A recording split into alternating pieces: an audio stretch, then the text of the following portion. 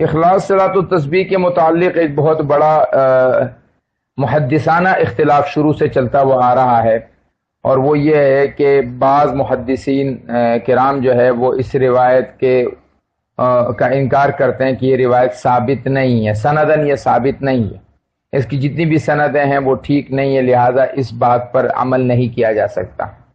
ایک دوسرا طبقہ ہے کہ جو اس کے سند پر بحث کرتا ہے کہ نہیں، اس کی سند جو ہے ضعیف ضرور ہے لیکن ثبوت ہے، اور ایسا پہلی مرتبہ نہیں ہے۔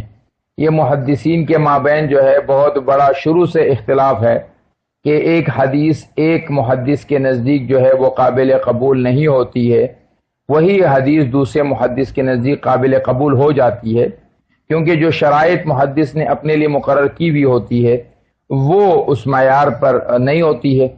اس کی مثال یہ ہے کہ پاکستان میں یا دنیا میں کئی ایک ادارہ ہے، وہ کہتے ہیں جی ہم صرف اس طالب علم کو قبول کریں گے کہ جو 90% جو ہے وہ مارکس لے کر آئے گا۔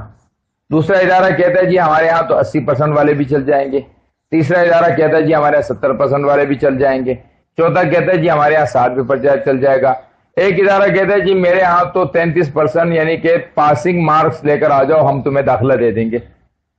کراچی میں ایسے ادارے ہیں، اور جیسے دارالعلوم کراچی وغیرہ اور دا بنوٹون، جو یہ کہتے ہیں کہ جی ہم صرف اس کو مفتی بنائیں گے جو عالم کے درجے میں ممتاز آ جائے، اور کچھ ادارے ایسے ہیں کہ جو کہتے ہیں کہ جی جدن آ جائے۔ تو اس لیے یہ اختلاف شروع سے چلتا ہوا آ رہا ہے۔